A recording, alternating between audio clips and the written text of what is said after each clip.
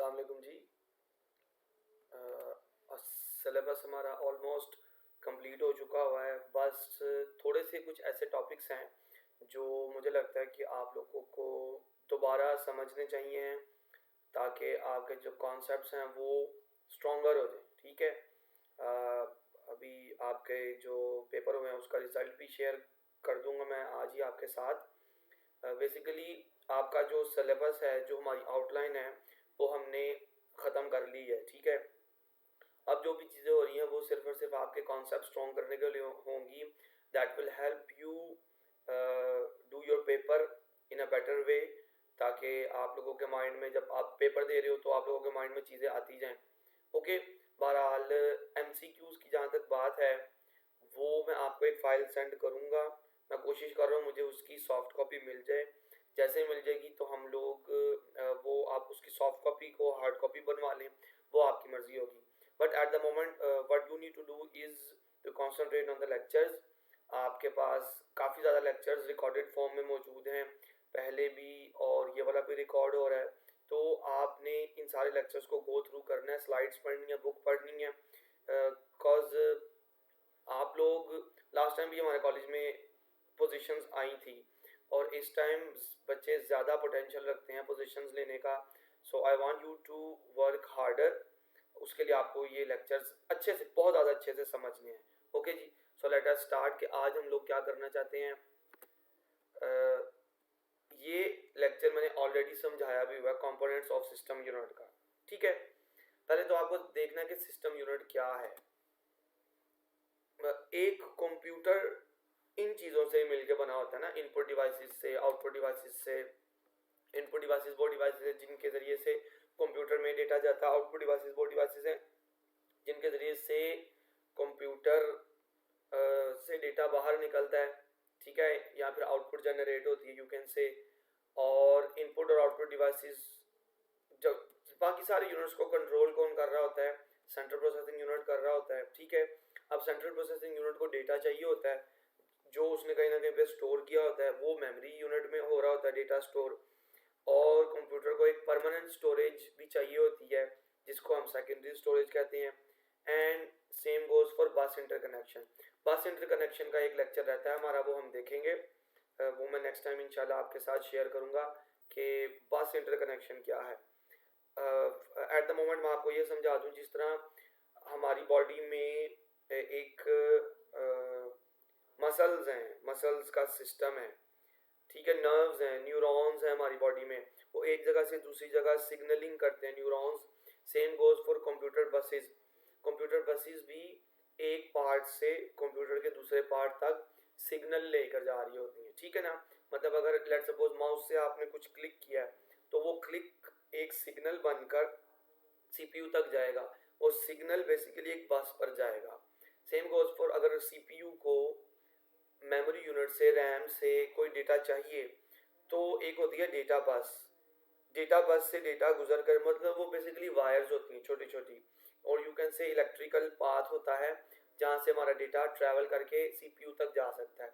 तो वो जो इलेक्ट्रिकल पाथ होते हैं छोटे छोटे, उनको बसेस कहते हैं। इसके बारे में डिटेल लेक्चर हम लोग नेक्स्ट टाइम देखेंगे। तो ये हमारे पास एक डिजिटल कंप्यूटर है जो इन सारे पार्ट से मिलके बनता है। मतलब ये सारी चीज़ें होंगी तो ही हम एक कंप्यूटर को कंप्यूटर कहेंगे। ठीक है ना। फिर अगर आप सिर्फ सिस्टम यूनिट की बात करें, जो आज का हमारा मेन टॉपिक है, मतलब इसकी बात करें, तो इसके अंदर मल्टीपल पार्ट्स होते हैं। उन पार्ट्स में से आज हमने सिर्फ ये वाला समझना है, मदरबोर्ड। ये मदरबोर्ड के ऊपर भी बेशबहा की चीज़ें होती हैं, लेकिन इसमें से आज हमने सिर्फ ये CPU के बारे में समझना है। ठीक है। कि एक CPU क्या करता है, और इसी का जो है मेन टारगेट है हमारा, इसको समझ लेना ताकि आपको अंडरस्टैंडिंग हो जाए how a computer system works. CPU की ज़्यादा करीब से तस्वीर अगर देखना चाहते हैं तो ये एक CPU है। ठीक है। यही वो कंप्यूटर का ब्रेन है जो कंट्रोल कर रहा होता है सारे के सारे ऑपरेशंस को। ओके। नेक्स्ट अप, ये CPU की एक जेनेरिक डेफिनेशन है। ठीक है। डेफिनेशन आपने सिर्फ अपनी अंडरस्टैंडिंग के लिए पढ़नी है, याद तो करनी ही नहीं। CPU के डिफरेंट नाम है, सेंट्रल प्रोसेसिंग यूनिट है, मेन प्रोसेसर है, इसको आप सिर्फ प्रोसेसर भी कहते हो, लॉजिक चिप भी कहते हो, माइक्रो चिप भी कह सकते हो, ये सारे इसी के नाम हैं। ओके जी।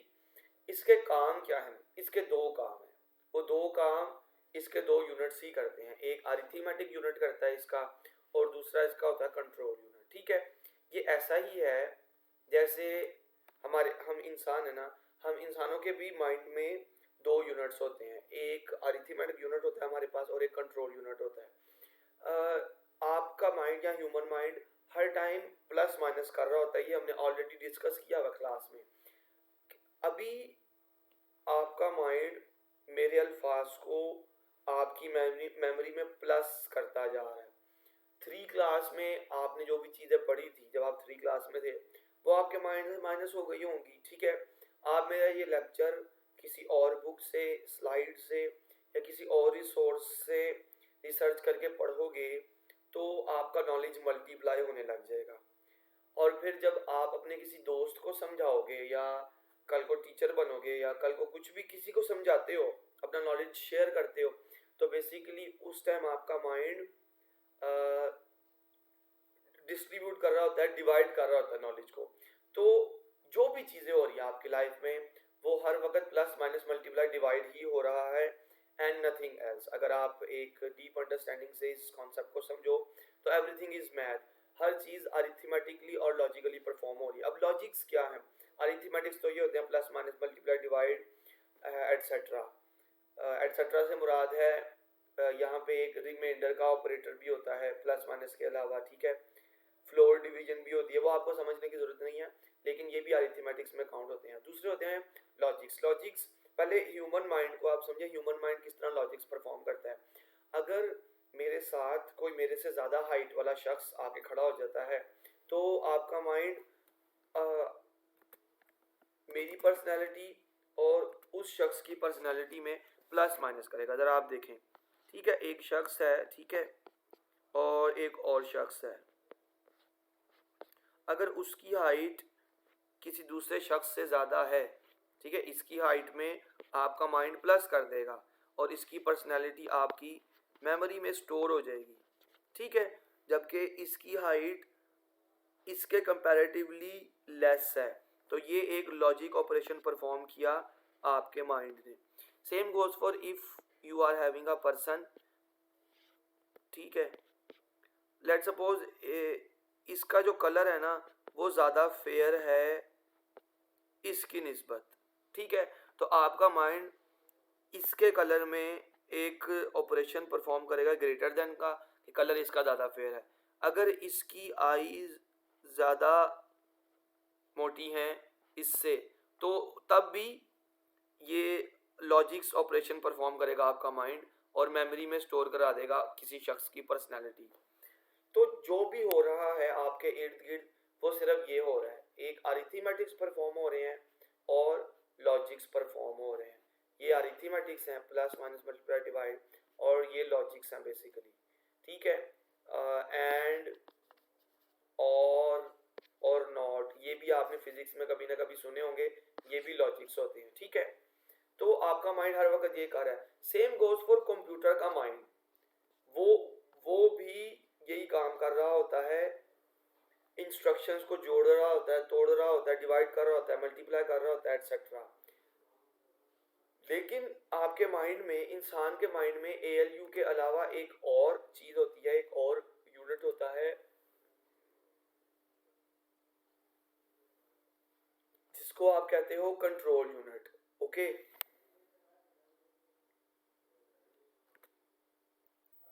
ठीक है, जिसको हम कहते हैं कंट्रोल यूनिट। जैसे लेट्स सपोज आप कुछ पका रहे हो, आप कुछ कुक करने लगे हो, या आपको भूख लगती है, तो बेसिकली आपका ब्रेन सिग्नल करता है कि आपके स्टमक को कि ये खाली हो रहा है, इट नीड्स एनर्जी, कुछ कंज्यूम करने के लिए दो। सेम गोज फॉर अगर आप कोई स्पोर्ट देख रहे हो, आप टेलीविजन का चैनल चेंज कर रहे हो, अपना मोबाइल फ़ोन यूज़ कर रहे हो, तो बेसिकली सिग्नल निकलता है ब्रेन से जो इंजेक्ट करता है आपके मल्टीपल बॉडी पार्ट्स को कि कोई एक्शन लिया जाए, कोई एक्शन परफॉर्म किया जाए। तो वो बेसिकली नर्वस सिस्टम है आपका जो एजुकेशन जो आपके सिग्नलिंग कर रहे हैं। इसी तरह कंप्यूटर के पास भी एक नर्वस सिस्टम होता है जिसको आप कंट्रोल यूनिट कह सकते हो। ये सिग्नलिंग करता है बाकी सारे यूनिट्स में, ठीक है। सिग्नलिंग किस लिहाज से, लेट्स सपोज माउस से एक सिग्नल निकल के आता है सीपीयू के पास, तो सीपीयू उस सिग्नल को, सीपीयू का कौन सा हिस्सा उस सिग्नल को प्रोसेस करेगा, वो कंट्रोल यूनिट होगा, ठीक है। फिर प्रिंटर की तरफ अगर सिग्नल भेजने हैं तो कौन सा यूनिट इस चीज़ का जिम्मेदार होगा कि जो सिग्नल आए हैं पहले तो उनको कैच करो और फिर उनको आगे सेंड करो, वो कंट्रोल यूनिट होगा, ओके। तो सेम गोज फॉर कंप्यूटर, अच्छा sorry, same goes for computer and human mind. हमारे और कंप्यूटर दोनों के माइंड में एक कंट्रोल यूनिट होता है जो सिग्नलिंग का काम करता है, okay.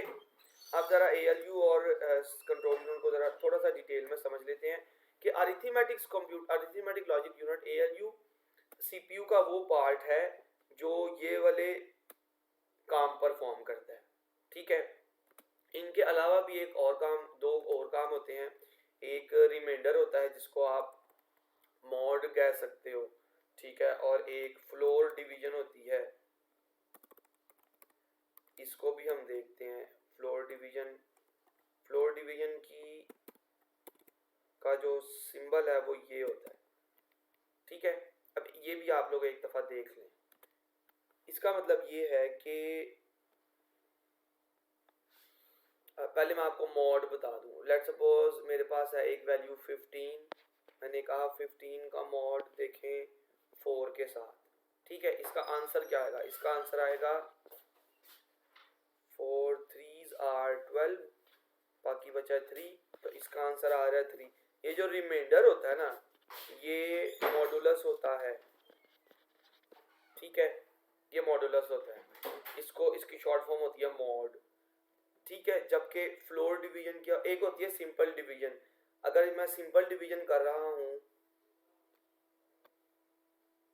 Simple division let's suppose मैंने लिया 16 डिवाइड बाय 7, ठीक है, तो इसका आंसर कुछ यूं निकलेगा 7 2s are 14, बाकी बचा 2, ठीक है। इधर पॉइंट लगा, इधर 0 आ गया 0, 7 2s are 14, बाकी बचा 6, ठीक है। इधर 0 और फिर 7 8s are 56 है, ठीक है, 56, बाकी बचा 4। तो ये अब ना ये फ्लोटिंग वैल्यूज चलती जाएंगी। जो डिवाइड का ऑपरेटर है ना, ये आंसर करेगा आपको 2.28, ठीक है, या फिर जितने भी प्रोसीजन आपको चाहिए है, जितने आगे आपको डिजिट्स चाहिए, वो आंसर आपको मिल जाएगा डिवाइड के ऑपरेटर से। एक होता है floor division, 16 floor division bye 7।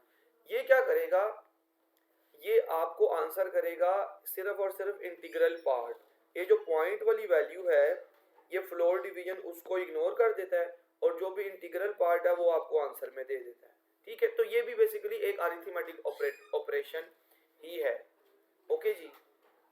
तो कंप्यूटर में अरिथमेटिक्स और लॉजिक्स परफॉर्म करने वाला जो हिस्सा है वो एएलयू है, जबकि कंट्रोल यूनिट वो हिस्सा है जो सिग्नलिंग करता है। आप देखें, it generate signals to direct all other. ये कैप्टन है, ये लीडर है, ये बताता है बाकी यूनिट्स को कि बाकी यूनिट्स ने अपना क्या क्या काम करना है, ओके। देखें, it फेचेस the instructions from input devices, डिकोड्स them, activate necessary circuits, और फिर एलोकेट कर देता है या रिकलेक्ट करता है इंफॉर्मेशन को और आउटपुट डिवाइसेस की तरफ सेंड करता है। और यही वो यूनिट है जो सिस्टम क्लॉक को भी कंट्रोल करता है। अभी इस सब का क्या मतलब है आप समझें। इस सब का ये मतलब है कि if you are having a CPU, ठीक है, इसका एक अरिथमेटिक लॉजिक यूनिट है, ये किट इसकी ये है, फ्लोर डिवीजन है, मोड है, ये इसकी किट है, और ये लॉजिक्स की किट है, और ठीक है, ये एएलयू का सारा, एएलयू ये काम कर सकता है। दूसरी जगह है कंट्रोल यूनिट। अब इनपुट डिवाइसेस हैं, ठीक है, कंट्रोल यूनिट आउटपुट डिवाइसेस के साथ भी कनेक्ट होता है। ओके जी। अच्छा, लेट्स सपोज इनपुट डिवाइस से एक सिग्नल आया 2+5 का, ठीक है। अब 2+5 जाएंगे कंट्रोल यूनिट के पास, कंट्रोल यूनिट उनके 1-0 बनाएगा। क्यों? कंप्यूटर को समझ आती है सिर्फ 1-0, इसलिए ये जो 1-0 बनाने का प्रोसेस है इसको हम कहते हैं डी कोड, ठीक है। कंप्यूटर ने इसको डी कोड कर लिया 2+5 को। उसने देखा कि कौन सा सर्किट चाहिए है जो एक्टिवेट मैं करूं। कंट्रोल यूनिट ने देखा प्लस का ऑपरेशन चाहिए है 2 और 5 पे। ये एक सिग्नल भेजेगा ALU की तरफ कि तुम अपना प्लस वाला सर्किट एक्टिवेट कर लो, ठीक है। और ALU को फिर ऑपरेंड्स मिलेंगे जिस पे उसने काम करना है। 2+5 का आंसर जनरेट होगा ALU पे, ALU वापस भेजेगा उसको कंट्रोल यूनिट की तरफ। कंट्रोल यूनिट के पास जो भी आंसर निकला होगा, कंट्रोल यूनिट उस आंसर को फिर सेंड कर देगा किसी ना किसी आउटपुट डिवाइस की तरफ और स्क्रीन पे वो डेटा शो हो जाएगा। तो आप देख रहे हैं ये कंट्रोल यूनिट का कितना इंपॉर्टेंट काम है। करवाया सब कुछ इसने है, किया इसने है, ओके। और ये सारा मिलके क्या कहलाता है? ये कहलाता है CPU, सेंट्रल प्रोसेसिंग यूनिट, ठीक है जी। Next up we are having system clock. System clock का ये मतलब है, देखिए ये तो एक बड़ा छोटा सा वर्क था ना जो हमने किया। जैसे ये 2+5 की आपको मैंने दिखाई है एक छोटी सी एग्जांपल। सिस्टम क्लॉक जिस तरह आपके दिल की धड़कन होती है ना, जब आप कोई ऐसा काम करते हो जिसकी वजह से आपके ब्लड को ऑक्सीजन ज़्यादा चाहिए है, आपको ज़्यादा तेज़ी से सांस चाहिए होता है, तो फिर आपके दिल की धड़कन तेज़ हो जाती है। क्यों? ताकि आपका ब्लड फ्लो इंक्रीज हो आपकी बॉडी में, आपके बॉडी पार्ट्स को ऑक्सीजन वाला ब्लड जो है वो ज़्यादा मिल सके। तो आपका जो दिल है वो ज़्यादा तेज़ी से धड़कने लग जाता है, उसकी पल्स तेज़ हो जाती है। Same goes for computer. Computer के पास भी क्लॉक पल्स होती है। ये कब काम आती है ज़रा समझें। क्लॉक पल्स तब काम आती, it generates regular clock pulses, या टिक कह सकते हो। पल्स आपको समझ आ गई होगी। मतलब पल्स, कंप्यूटर की पल्स क्या होती है? कंप्यूटर की पल्स होती है एक छोटा सा इलेक्ट्रिकल सिग्नल, ठीक है। कंप्यूटर इलेक्ट्रॉनिक मशीन है ना, इलेक्ट्रिसिटी से वर्क कर रहा है, तो बार बार जो सिग्नल कंप्यूटर इलेक्ट्रिसिटी के तौर पे उसको भेज रहा है, इलेक्ट्रिसिटी कंप्यूटर को चलाने के लिए भेज रही है, वो उसकी पल्सेस हैं, ओके जी। अब होता ये है कि कभी कभार ना हमारे पास, ये तो 2+5 छोटा सा ऑपरेशन था ना, 2+5 एक बिल्कुल छोटा सा ऑपरेशन था। इसके लिए CPU की तरफ आहिस्ता आहिस्ता पल्सेस जाती हैं, ठीक है। जब कभी फर्ज करो आप 100 प्रिंट करने की कमांड दे देते हो प्रिंटर से, तो अब ये काफी एक बहुत बड़ी कमांड है। अब क्लॉक पल्सेस तेज हो जाती हैं, ठीक है, ज्यादा पल्सेस जाती हैं CPU के पास। अब ये पल्सेस जनरेट कौन करता है? ये पल्सेस को पहले तो हम कहते हैं क्लॉक पल्स, और ये पल्स भी जनरेट करता है कंट्रोल यूनिट, ओके।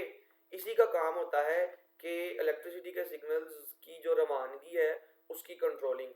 अगर कोई बड़ा ऑपरेशन आ गया, जैसे मैंने आपको बताया 100 प्रिंट करने हैं एक ही वक्त में, तो फिर क्लॉक पल्सेस की स्पीड तेज हो जाती है। लेकिन अगर कोई छोटा ऑपरेशन है तो फिर क्लॉक पल्सेस अपने रेगुलर वे में ही मूव कर रहे होते हैं जैसे वो कर रहे होते हैं। तो ये कौन करता है? क्लॉक पल्सेस की रेगुलेशंस कंट्रोल यूनिट ही कर रहा होता है, ओके जी। फिर हमारे पास CPUs जो हैं या प्रोसेसर जो हैं वो दो तरह से होते हैं हमारे पास। एक हमारे पास होते हैं को प्रोसेसर्स और दूसरे होते हैं पैरेलल प्रोसेसर्स। इनका कॉन्सेप्ट ये है कि इसकी भी आप इंट्यूशन यहाँ पे देखें। अच्छा, एक है हमारे पास को प्रोसेसर और एक है पैरेलल प्रोसेसर, ओके। अच्छा, अब को प्रोसेसर पुरानी टेक्निक है प्रोसेसिंग की और पैरेलल प्रोसेसिंग न्यू टेक्निक है प्रोसेसिंग की। इसमें हमारे पास क्या होता है, लेट्स सपोज को प्रोसेसर है, ठीक है। ये एक प्रोसेसर नंबर 1 ये है, प्रोसेसर नंबर 2 ये है, 3 भी है लेट्स सपोज, ठीक है। अब अगर हर एक कंप्यूटर की कैपेसिटी है सिर्फ 20 मिनट काम करने की, लेट्स सपोज, तो और मैंने टास्क असाइन कर दिया है 1 घंटे का, 1 आवर का। तो क्या होगा कि पहले 20 मिनट ये कंप्यूटर अपना काम करेगा, दूसरे 20 मिनट ये कंप्यूटर या ये सीपीयू अपना काम करेगा, तीसरे 20 मिनट में ये अपना काम दिखाएगा। ओके, मतलब ये तीनों आपस में सिंक्रोनाइज्ड नहीं होते, हर कोई अपना अपना काम कर रहा होता है, ठीक है। जबकि पैरेलल प्रोसेसिंग में ये होता है, अगर सेम टास्क है, ठीक है, और तीनों की कैपेसिटी है 20 मिनट की, ठीक है, तो ये नहीं होगा कि पहले 20 मिनट सिर्फ ये अपनी कैपेसिटी यूज करेगा, उन्हीं 20 मिनट में ये भी अपनी कैपेसिटी यूज कर रहा होगा और ये भी अपनी यूज कर रहा होगा। इस तरह क्या होगा, जो 1 घंटे का काम है वो तीनों प्रोसेसर मिल के अपनी अपनी कैपेसिटी को एक ही वक्त में यूज कर रहे होंगे, तो वो टोटल काम 20 मिनट का होकर रह जाएगा 1 घंटे की बजाय। Okay, so this is what we call parallel processing. आप जितने भी मॉडर्न प्रोसेसर हैं, जैसे कोर i3 है, i5 होता है, i7 है, i9 भी है, ये सारे के सारे पैरेलल प्रोसेसर्स हैं, ठीक है। कोर i3 में 3 कोर हैं, कोर i7 में 7 सीपीयूज की पार है, i9 में 7 सीपीयूज की पार है, ये 9 सीपीयूज आपस में मिलके काम कर रहे होते हैं, जिसकी वजह से फिर कंप्यूटर की स्पीड तेज हो जाती है। So that's how processing works. ये को प्रोसेसिंग और पैरेलल प्रोसेसिंग का कॉन्सेप्ट ये है। आगे next up we are having CPU registers, लेकिन ये एक अलग टॉपिक है। नेक्स्ट टाइम मैं सीपीयू रजिस्टर्स और जो बस इंटरकनेक्शन का टॉपिक है वो मैं कवर करूँगा आपके साथ। यहाँ तक कोई सवाल होगा, कोई परेशानी होगी तो आपने डिस्कस कर लेनी है। Okay, thank you so much.